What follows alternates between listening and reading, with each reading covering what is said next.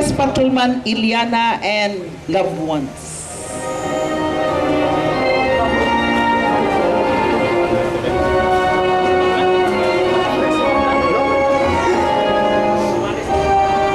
Section 3 of the NPTI Training Guide, this certificate of merit is given to Patrolman Rainiel Galicia Iliana for having obtained the second honor with an overall proficiency rating of 90.77% in a class of 192 students of the PSBRC RTC 10 class 2019-01.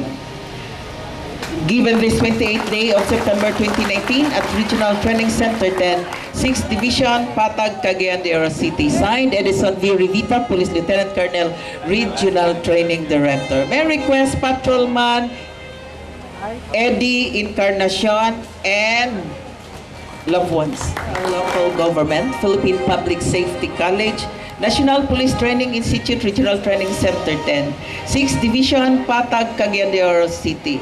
Pursuant to Rule 13, Section 3 of the NPTI Training Guide, this certificate of merit is given to Patrolman Eddie Glendo Kaling Encarnacion for having obtained the first honor with an overall proficiency rating of 91.10% in a class of 192 students of the Public Safety Basic Recruit Course RTC 10 Class 2019-01. Conducted at Regional Training Center 10, 6th Division, Patag, Cagayan de Oro City, covering the period March 26, 2019 to September 28, 2019. Such singular academic achievement has not only earned respect from his trainers and peers, but also brought honor and prestige to the unit he represents and to the entire Philippine National Police Organization. Given this 28th day of September 2019 at Regional Training Center 10, 6th Division, Patag, Cagayan de Oro City. Signed, Edison V. Rivita, Police Lieutenant Colonel, Regional Training Director. Thank you, sir.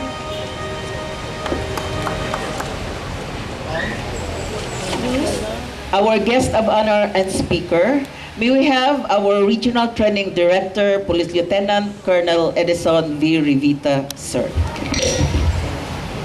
Our keynote speaker this morning was born on the 10th day of September, Tumili Rodriguez de Leon and Pahita Nuesta Fernandez at Binmali, Pangasinan.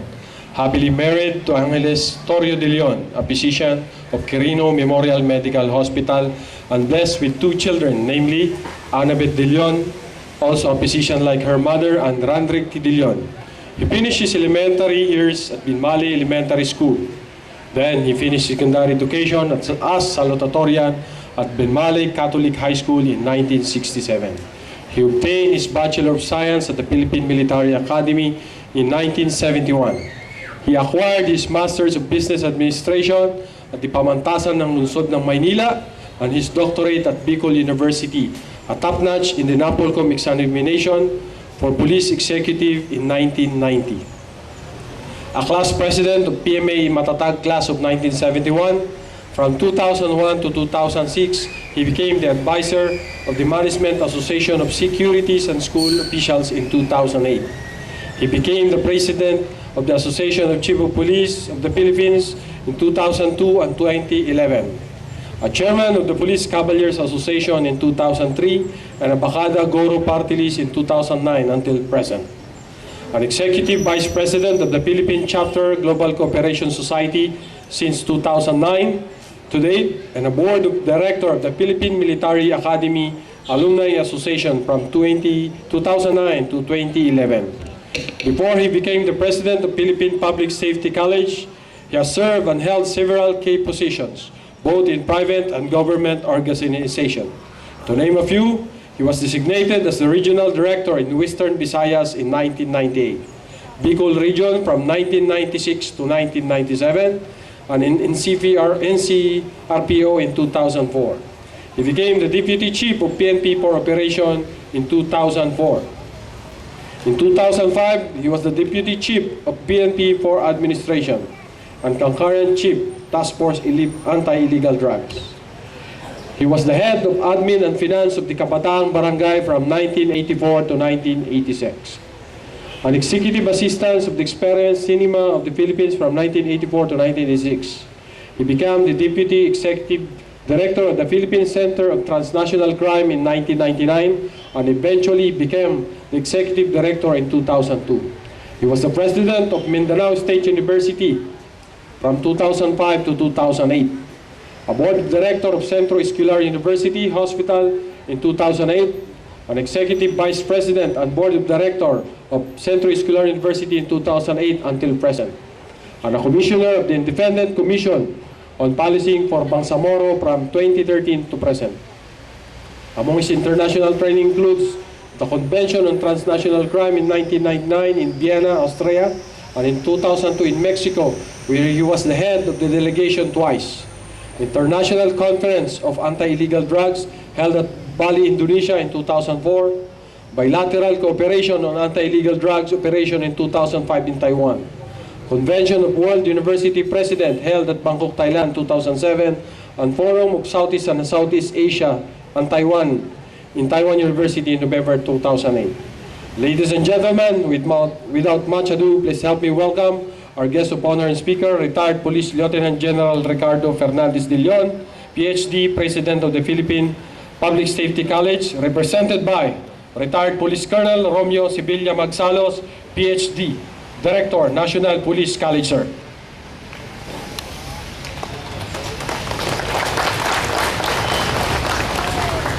Thank you. Please be seated.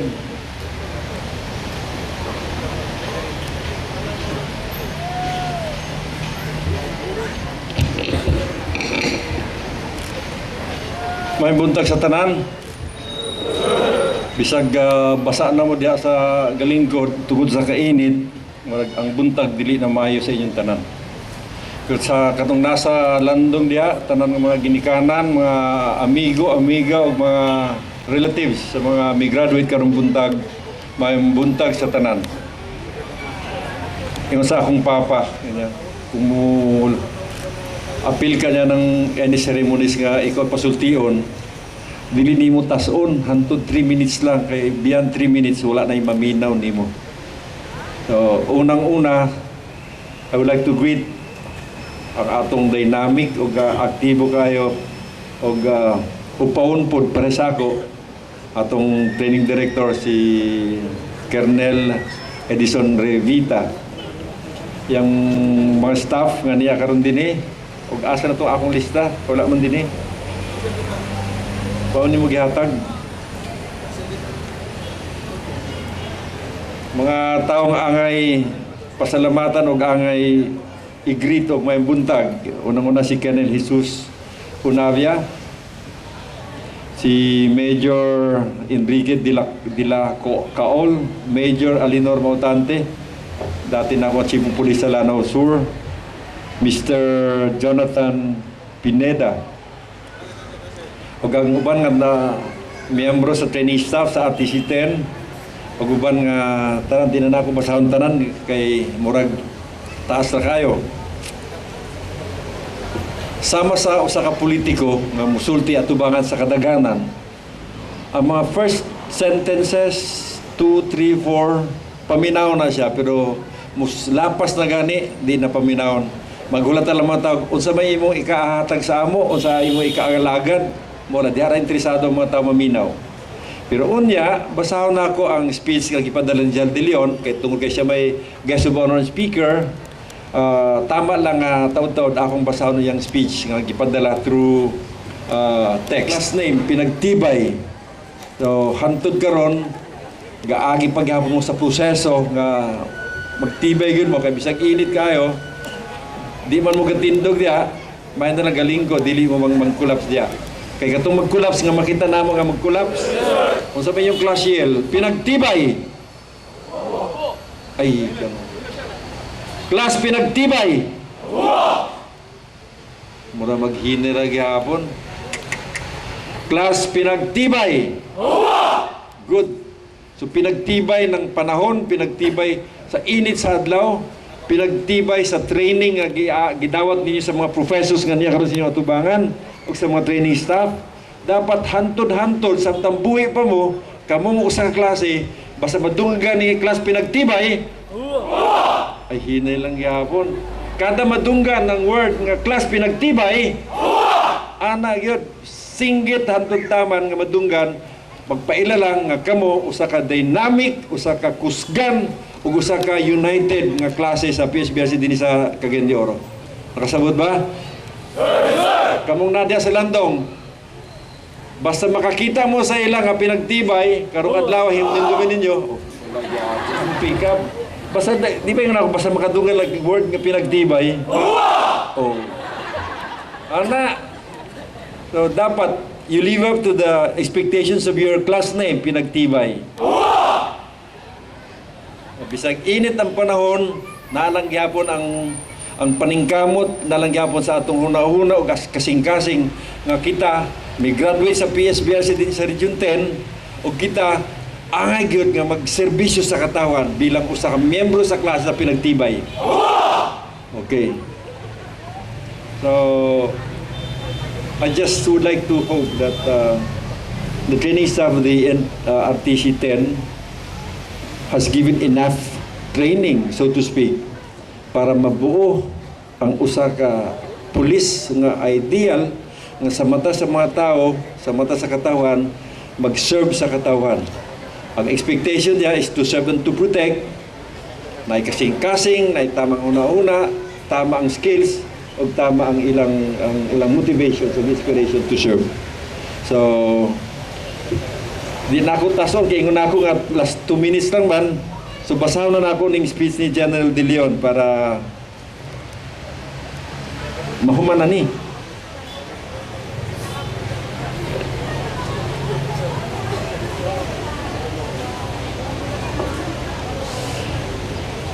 Why do we have to take up this mandatory course? Nganong naman ni nani nga PSBRC? Di ba tama lang nga to empower ourselves with the necessary competency that we need. The first one is to increase competence, our technical know-how, then improve the character, be a role model to recruits, other recruits, and enhance charisma and deepen community engagement. Competence means keeping your head in a crisis, sticking with a task even when it seems hopeless, and improvising good solutions to tough problems when every second counts. It encompasses ingenuity, determination, and being prepared for anything. And this is a statement from Chris Hadfield, a retired Canadian astronaut, when he said, "Indeed, it takes a lot to be a competent person in the line of work that you do. In all kinds of jobs, to be competent is never an easy task. There are obstacles and challenges that will test your character, and many even entail sacrifices. But amidst all this, you need to stay focused on your goal, be courageous, always be optimistic, whatever the circumstance is. The trainings that you have undergone and other trainings to come are experiences that mold you to be competent.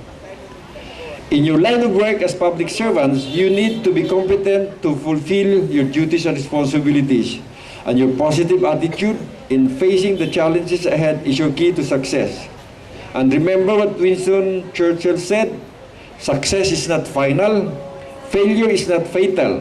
It is the courage to continue that counts. True enough, you have to continue moving forward whether you succeed or fail, because moving forward is a sign of courage.